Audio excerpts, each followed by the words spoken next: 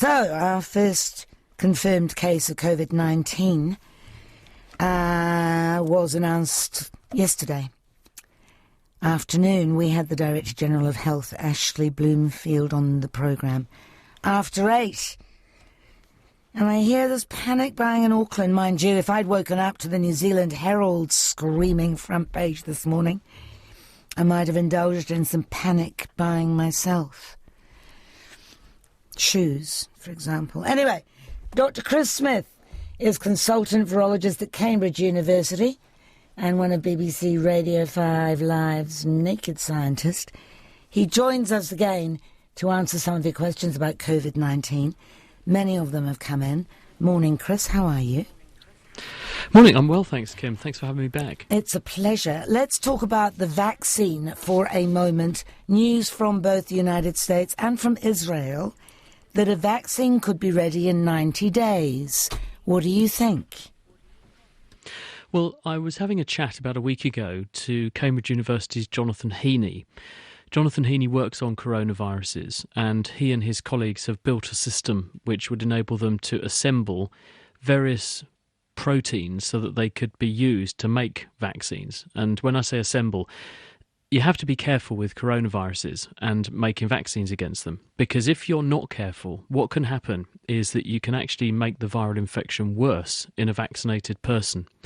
And this is because if the antibodies that your vaccine provokes in the recipient don't bind to the right bit of the virus to neutralise it and stop it, but instead they bind somewhere else, they can have the effect of effectively baiting the immune system and luring the virus and the immune system together, and you end up with the infection intensifying. So it's very important to choose your target carefully, and that was his caution. And he said to get the right selection of target and then work out how to turn that target into a vaccine, that's a number of months to do that. And then to actually produce something that can go through safety trials and then produce something at scale and then deploy that, it could take as long as a year and a half. All right. So when people say to you, oh, we're going to do this in 90 days, well, yeah, I reckon I could knock you up a vaccine in 90 days. I'd go and get some coronavirus. I could chuck it in some cells and grow it a bit and see what it does. And, you know, I'm being facetious, but it's a very different thing between having a concept and having an idea and then coming up with a tractable, tangible, safe solution. So I'm very, very confident that we're going to get there eventually, but I'm also sceptical. And I would like to see reassurance that these things are safe and they work. All right, let us not hold our breath on that. Chris, what is it that kills people who have COVID-19? Well, I was looking because the New England Journal of Medicine have just released a little clutch of papers this week on open access. So anyone can read these. And they're beginning to document in detail now what the people who are succumbing to this do when they catch it, what the virus seems to do in terms of presenting symptoms, how it tends to progress, etc. And it makes for quite interesting reading. And so the picture is slowly becoming clearer. The vast majority of people who present with a temperature and a cough and very few other symptoms. There's the odd sore throat and a bit of diarrhoea, but these may be just inconsequential sort of side things that are nothing to do with the infection itself. It would appear that the infection replicates quite well in lung tissue, because in the people whom they hospitalised in China and then they scanned them with a CT scan, they could see evidence across the lung fields of this virus replicating, growing in that tissue. And when a virus grows in a cell, it usually destroys the cell. So when you have wide-scale replication of viruses across a whole batch of cells, then you're going to do wide-scale damage. But then there's a secondary effect, which is that growth of the virus triggers these alarm signals in the cells, which are there to detect when foreign invaders like viruses are where they shouldn't be. And this then lures in the immune system. So you then get a secondary effect, which is the immune system comes in, sees all of this inflammation, all this sort of stimulatory material there, and it then starts to wipe out even more cells, taking down even more healthy tissue and causing even more inflammation in the process. And I don't know for sure, but I suspect that when we get to the bottom of this, that's what we're going to see, a sort of picture like that emerging. As you will have heard, we've got our first confirmed case of COVID-19 here. Interestingly enough, and we talked to the Director General of Health about this earlier this morning, there were 2 negative tests, and the third test proved positive for COVID-19. and he explained that there was a swab and then they needed to extract something from the lungs. Does it surprise you to hear that there were 2 negatives and then a positive? What's the best kind of test, in your view, for COVID-19? No, this doesn't surprise me, because if you think about this logically, if I took a person who definitely hadn't been infected, and then 10 seconds later I infected them by adding a small amount of virus to their nose, let's say, and then I tested them, there wouldn't be enough virus in their body for my test to detect, so I would conclude that person wasn't infected. If I kept on waiting a bit longer, all the virus that had gone up their nose would have by then gone inside cells, and again wouldn't be detectable because it was busy growing inside cells at that stage. It's only when it's gone through a complete round of growth inside a cell, burst out of the cell and begun to infect other cells nearby, and then also begun to leach out in when you sneeze and cough and blow your nose and so on, then you might have detectable virus. So there is, with almost all viral infections, what we call a window period.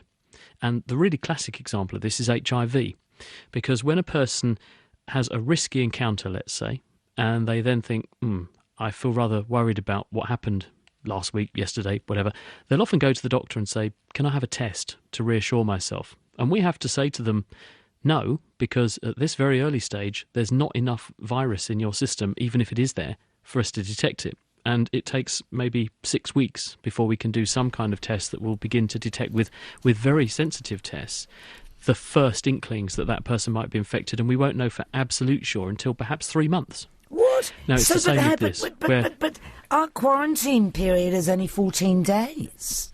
No, I'm giving you an example of HIV, right? And explaining how a window period works. So with this thing, what we're saying is that if you are encountering the virus, you don't immediately trip positive on the test, because the way the test works, we recover a sample from a person by doing a nose or a throat swab, or in the case of what we're doing here in the UK, we do both. We then send those samples to a laboratory like mine, and we use extraction techniques to extract the nucleic acid. That means the genetic information of the material on the swab. And then we use the polymerase chain reaction, which is effectively photocopier for DNA and nucleic acids. And we copy the genetic material millions of times. And then we use a piece of genetic information that lights up brightly if it recognises a target sequence in what's been copied. And that probe, as we call it, is very specific and sensitive for just coronavirus. But if there's not enough there in the start, then you won't be able to detect it, and so that's why you get this window period. So do you think, I mean, I understand you're talking about the HIV virus, but do you think the quarantine should be longer than 14 days? No, I don't, because we know that with HIV, this is something that once you've got it for a really long time. For the coronavirus, if you look at the current sort of information that's emerging, the longest documented incubation is about 11 days.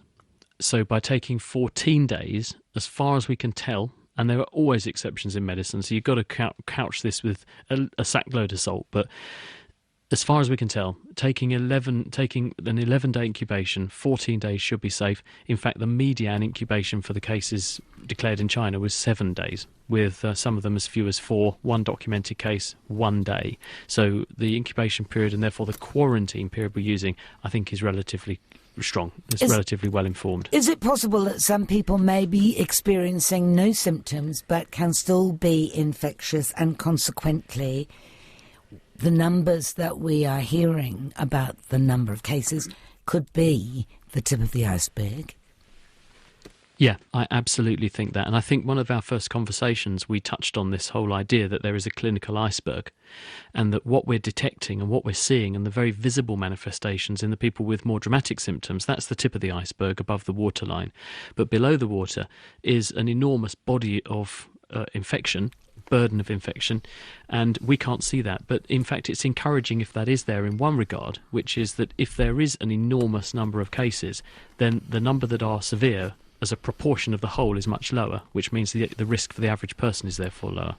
Yes, I see. Why do you think the infection rate on the Diamond Princess cruise ship is so very high? I think it's the same reason that if there are other infected cases in that hotel in Tenerife right now, we're going to see a huge outbreak there too.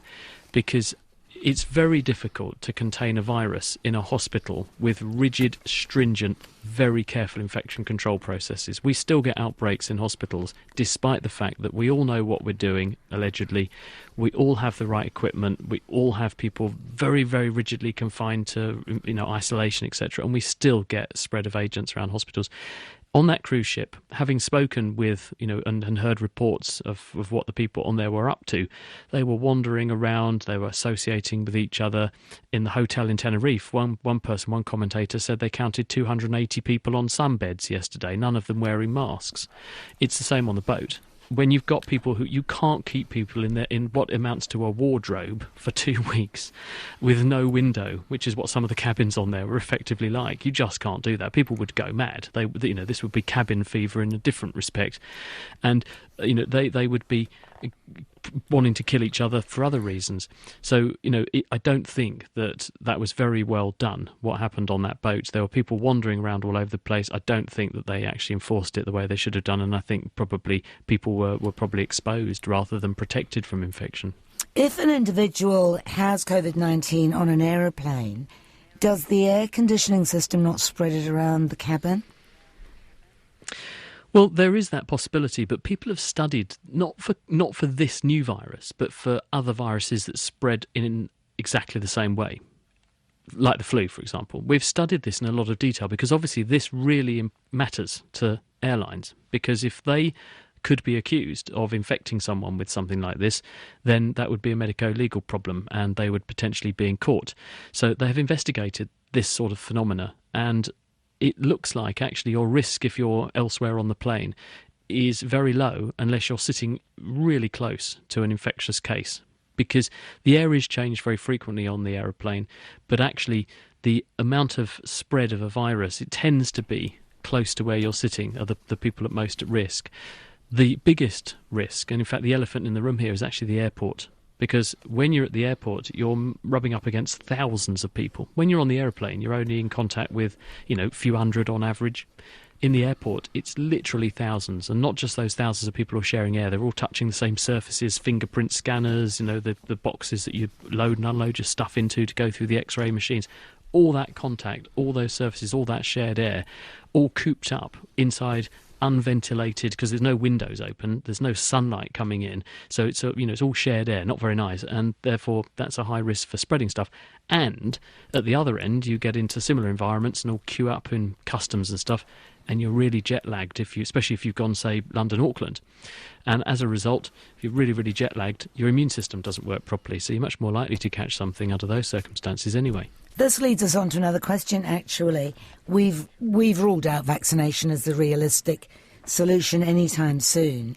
What can we do about keeping ourselves as immune as possible in terms of preventative action? Vitamin C, somebody says. Any views on vitamin C? Well, there's not really any robust evidence for these sorts of things. One person did one study that I read, and it was a long while ago, on cross-country skiers in Norway doing extreme exercise, and they found that if they took big doses of vitamin C, it possibly reduced their risk of catching cold a bit. I don't think vitamin C is this panacea. In terms of how not to get really sick with this, well, there's not much you can do about your age, and age appears to be a bit of a risk factor. There's not much you can do about if you've already got coexisting health conditions. That's a risk factor. In fact, the number of people with severe disease were twice as large in the studies so far as people who don't have other pre-existing health conditions. So those are the two major ones, age and pre-existing disease. Not much you can do about that. Retreating from society, well, we've got to eat, we've got to go to work, we've got to look after our families. So actually, it's really tricky. Very hard to do much about that. So that's why these viruses are so successful. They've had millions of years of head start over us in terms of evolving to be very good at spreading. And we're trying to basically surmount what millions of years of natural evolution has endowed these viruses with the ability to do. It's very tough. Are there particular pre-existing conditions that one should worry about? Mostly lung problems, I'm guessing. Yep. On the list, people with chronic obstructive pulmonary disease, COPD. So that means chronic lung disease. People in that position were at higher risk of developing severe disease. People with heart disease were at more severe risk. People with diabetes were at higher risk. People with chronic renal disease were at higher risk. Those were the leading cases. But the bottom line with any kind of infection is that any chronic condition will lead to you being a bit weaker and a bit less resilient, and therefore a virus does have a sort of a loaded dice in that case and could be more likely to make you unwell. So any pre-existing health condition is a risk, but those ones I mentioned are the biggest ones. We've been advised to have the vaccination for the flu for this oncoming winter, because getting the flu and being prey to Covid-19 would be bad news. You would presumably concur with that advice? Yeah, the flu vaccine is a success story. And in an average year, it's about 60 to 75% effective. What do I mean by that? Well, what that means is in an average year, a person who's an average person who has the average flu vaccine will, on average, be protected about 3/4 of the time on a good day. But it doesn't work every time, and it doesn't work against all of the strains of flu which are in the vaccine, because the vaccine contains up to 4 different representatives of the flu. There's usually the 2 flu A strains, H1N1 and an H3N2, which are the types of flu A that circulate, a flu B, and if you buy the more expensive vaccine, there's actually 2 representatives of the flu B, because there are 2 different flavours of that. And that vaccine is compiled and updated on a yearly basis, and it's done on a bit of guesswork, because what happens is that during our winter, we've collected lots of samples of what people are getting here in the UK and Northern Hemisphere. That's sent by thousands of laboratories over the Northern Hemisphere to the World Health Organization. They look at what the flu is doing, and they ask, will the vaccine that we have at the moment, if presented with those flu types, protect a person? And if the answer's no, then they change the vaccine, and the vaccine is then updated, and then what is then deployed down in the Southern Hemisphere to Australia, New Zealand and so on is an updated vaccine, and vice versa. So during your flu season, New Zealand, Australia, other countries will send to the World Health Organization what has made its way down to the Southern Hemisphere, ready so that we can have vaccine prepared for what will become the next winter series in the Northern Hemisphere. So that's an ongoing thing. We understand that process very well. Yeah, the flu vaccine will not stop you getting Covid-19, but it may enable you to survive it better. Just checking, all these changes in the flu vaccine, they are not as risky as the problems with rushing a vaccine into market that you outlined earlier, because basically it's the same kind of thing. That's right. The way that these things are made is, having collected samples of flu from a person who's had flu, that flu is then mixed in the laboratory with a virus that grows very well in eggs. And you end up with a sort of hybrid virus that looks like the one that was causing the disease in the person, but has the ability of the egg virus to grow well in eggs. And then you can make enormous amounts of it in an egg, which is a very safe, very well understood, very stable way to make these vaccines, because the vast majority at the moment of flu vaccines are still made in laboratory chickens' eggs. It's literally millions of eggs every year. But because that process is very well understood, it's very safe, and the vaccine that we make is, you take the virus out that grows in the egg and you blitz it, you chemically demolish it, so you have shrapnel of virus, and that's called a split vaccine, and that's what we inject into people to show their immune system what bits of the virus look like, and that works very effectively for the flu. What are the chances, I am asked, of this being a biological weapon gone wrong?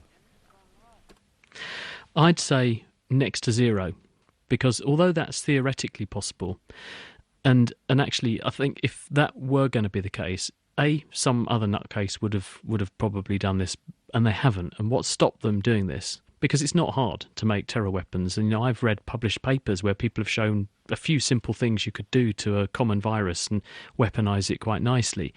People don't do it because they know full well that where these things would come home to roost are in the countries which are ill-equipped to deal with them, and those countries are the poorest countries, which are usually, by and large, where the nutcases come from in the first place. So it would be the worst own goal that anyone could possibly score. And if they did, for instance, have an antidote or a vaccine... I think the developed world has its fair share of nutcases, Chris. But anyway, we're not necessarily talking about nutcases or terrorists, just a mistake. How's that? Yeah, there's not really any evidence for that. And we've pretty much tracked down where this thing came from. It looks very, very similar to a virus which is found in pangolins, and they're traded en masse in Chinese markets. That's why they're now an endangered species.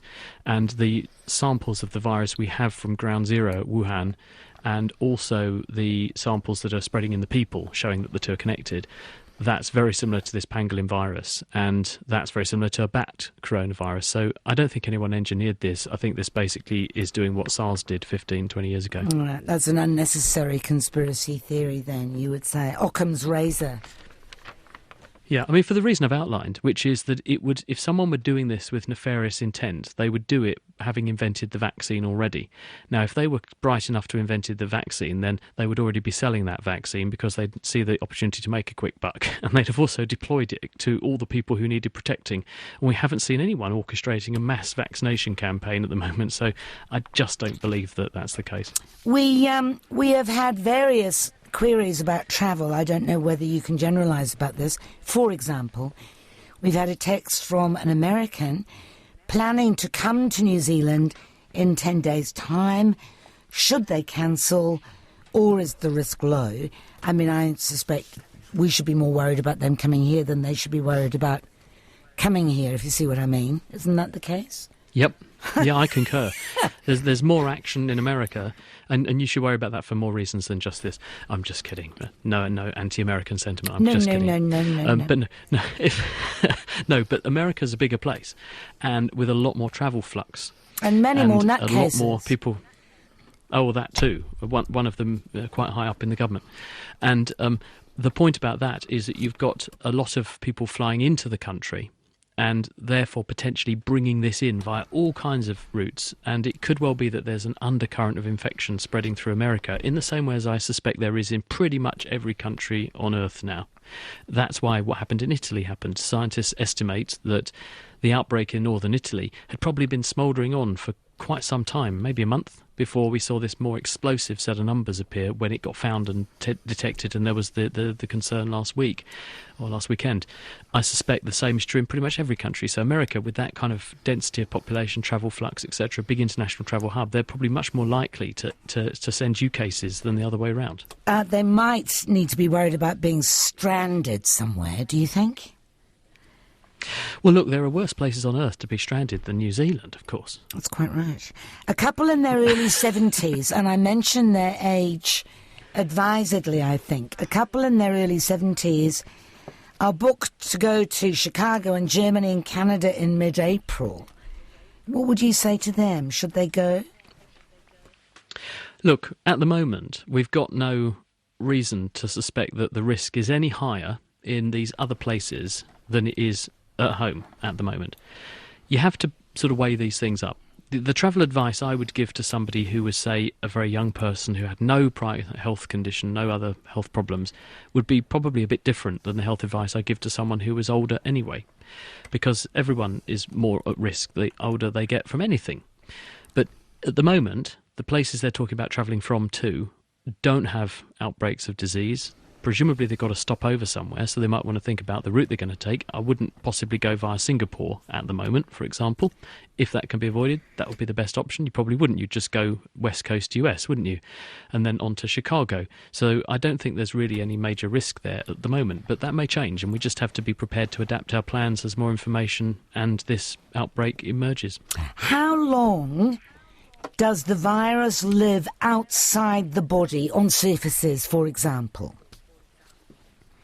We understand quite a bit about this now, because not just for this virus but for other viruses this has been quite well studied, because it has enormous implications for infection control, both on things like cruise ships, and particularly viruses like norovirus, but also in places like hospitals, where you have to work out what's the most effective way to decontaminate an area, sterilise an area, deep clean, and then put patients back, etc.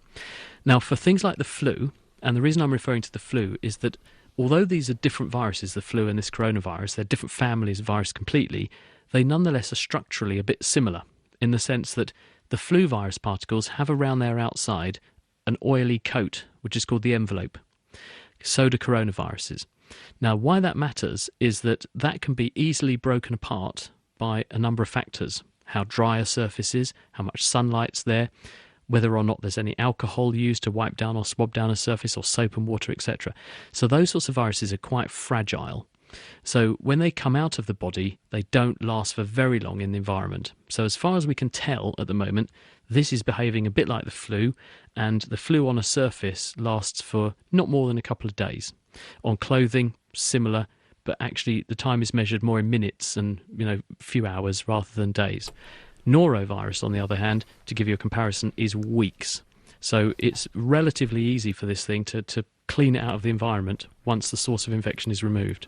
Are we sure that hand sanitizer, which we are told on the label kills 99.9 of all known germs, will it kill coronaviruses?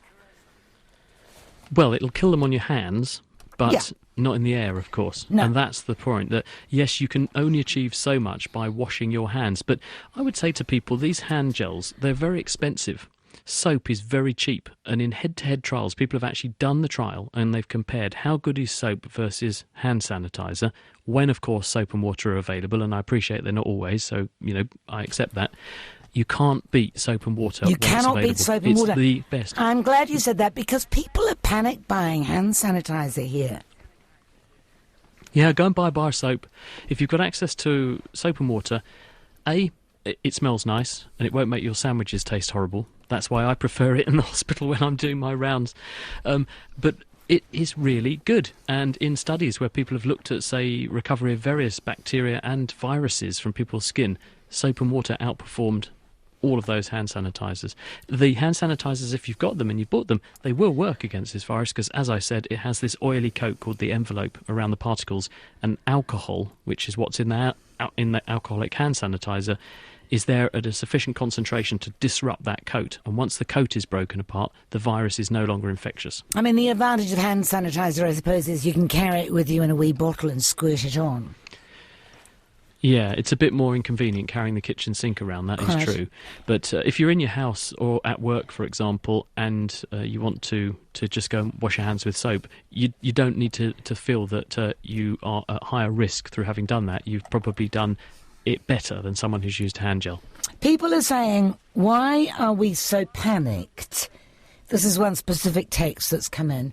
Why are we so panicked, given that commentators are claiming that COVID-19 is not as threatening to the general population as annual flu? I don't know what commentators they've been listening to, but that's rubbish, isn't it? Yeah, I mean, let's put the numbers on this. So I see where they're coming from, because if we look at the flu, every year the flu around the world claims about 600 to 750,000 lives. In a bad year, it might be as many as 1 million people. And of course, with this new outbreak, we're nowhere near that. So the flu does appear to be quite dramatic. This new one, on the other hand, you say, well, how does its mortality compare with flu? Because in the year when flu claims about 650,000 lives a year, that equates to a mortality rate of the flu of about 0.05%, or as much in a bad year as 0.1%. So in other words, 1 in every 1,000 people who get it might die. With this new infection, based on the numbers we have so far, so one must interpret them with caution, the numbers being reported for the mortality rate range from between about 0.5% to up to 5%. Now, I think the 5% is probably a bit much, and it's probably closer to 1% or 0.5%. That's still about 10 times higher than the flu. So it's 10 times more lethal if you catch it than the flu is each year. Then you ask, well, how hard is it to catch the flu? How many people, when we have a case of flu, do they give it to? This is called the reproduction number, R0. And for flu, the average is about 1.5. So in other words, for every case of the flu, you get between 1 and 2 new cases of the flu. For this new virus, that number is about 3, maybe as high as 4. So for each case, you get 3 or 4 new cases. So in other words, it appears to be easier to spread, and it appears to be more lethal than flu. And this is why people are a bit concerned, because everybody on the planet's surface at the moment is susceptible to this new virus because it's never circulated. There's no pre-existing immunity. So Therefore, you have a more infectious agent that is potentially a bit more lethal than flu with an entirely susceptible human population. So allowed to just go for it, it could potentially claim even more lives than seasonal flu does. But because it's just the beginning, it hasn't done that yet, so obviously the numbers are smaller. All these people who are due to fly to somewhere or from somewhere via Singapore are now texting me to say, what? What are we supposed to do? What would you do? Reroute? Very tricky. And the thing is that because the wording on insurance documents means if you just decide not to fly because of a personal choice, you're not covered, so you won't get your money back. And so therefore one has to talk nicely to an airline and see if they'll allow you to change if you've had second thoughts, or you just have to make your own sort of risk assessment and you say, well, am I going to go and do this? Do I want to fly to an area where there is currently activity and disease activity is circulating? Do I feel that I might be at high risk? If you are, then you might want to have second thoughts. If you're a young, fit, healthy person who's probably at low risk and you're going to an area which already has low risk because there's not much disease activity there, then again, probably you might want to decide to go ahead. No, risk assessment's always tricky, isn't it? Somebody points out that in New Zealand we have very high rates of asthma, and they are wondering whether asthma and COVID-19 would be a very worrying combination. Well, it certainly could be, because if you are sufficiently asthmatic, and what I mean by that is some people have mild asthma, but some people have very severe asthma, and that very severe asthma is managed by immunosuppressive drugs, because asthma is an allergy, and you damp down the immune response with drugs in order to stop it doing what it does. If a person is sufficiently immunosuppressed by their asthma, then they could be at higher risk of this. And so, yes, it's not necessarily just the asthma that would get them. It would be the fact that to manage their disease, they're a bit immunosuppressed. If they already have bad chest problems because of asthma or a related condition, that would also place them at probably higher risk because they've got less reserve to start with. What do you think is ultimately responsible for the outbreak, given that, according to some studies, 16 of the original cluster of COVID people in China didn't have any connection to the market that's been identified as the source? Or do you doubt I think that? This is, well, it's very early days, so we don't know yet exactly what the picture is. With SARS, for example, it wasn't until 2005 that these brace of papers appeared. I remember reading them in the journal Science, which actually showed very clearly what must have happened with SARS, and it made a fascinating example of how they unpicked the process of transmission of that virus. But it takes a long while because the dust settles, information emerges, there is clarity through the mist, as it were. So at this stage, I think we just don't have enough information to make clear conclusions. The initial observation was that the people who were testing for this, positive for this, had strong connection to that market. And when scientists went in and investigated in the market, they took a number of samples from within the market, and 31 out of 35 samples were strongly positive for this virus, showing that that was a hotbed of activity. Now, you're saying, well, what about if people who tested positive but didn't have any direct connection to the market? We'll say they were handed something that had come from the market and they got infected from that source, for example, or someone who got it from the market then gave it to them. In those early days, we know that virus probably emerged sometime late November, early December, based on the genetic and molecular clock that we can track as to how the virus changes over time. It would put the origin at late November, early December. So there was quite a bit of spread before people began sampling people and testing people. So I think probably a number of rounds of transmission were going on. So it's not a given that you have to be associated with the market to be in that initial cohort of people. A couple of people have asked, hopefully, whether drinking the alcohol might be better than just smearing it on your hands. But I suspect there would be... I wouldn't advise that, to be honest, though, Kim, because it doesn't taste very nice. No, and also... They purposefully use various bitter-tasting chemicals in the hand gel to deter these, because they're intended for use in hospital, and some of our patients in hospitals do get tempted, so they make it taste particularly unappetising, and they also use isopropanol, which is not the same stuff as the ethanol you find in your whiskey. It doesn't taste as good. Right, so potable alcohol is not a substitute internally. No. Just finally, Chris, it's been great talking to you again. Are there any gratuitous errors of fact or exaggeration doing the rounds that you would like to counter at all?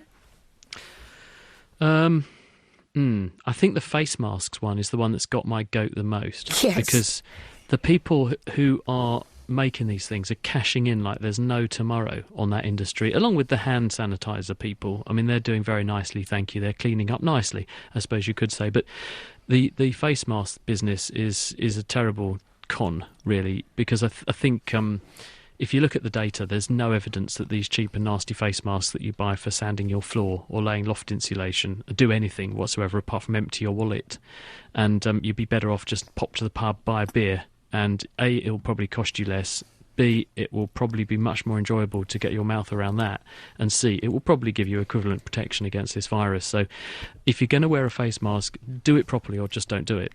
Go and get the really proper ones, get properly fit tested so it makes a seal around the nose and mouth, and protect your eyes, because the other thing people do is put a face mask on, leave their eyes exposed, and your eyes are connected to your nose via your tear duct. Your eyes can be infected, but then also the tears will wash anything that lands on your eyes down into your nose, and it gets in that way anyway. So that's why you always see people when they go to these sort of outbreak situations, they've always got eye protection and a face mask on. So it's very, very hard to achieve adequate protection with the cheap and nasty sorts of things you get in the hardware store. Thank you, Chris. Good advice. Virologist Chris Smith. Thank you. He's a virologist at Cambridge University, one of BBC Radio 5 Live's Naked Scientist.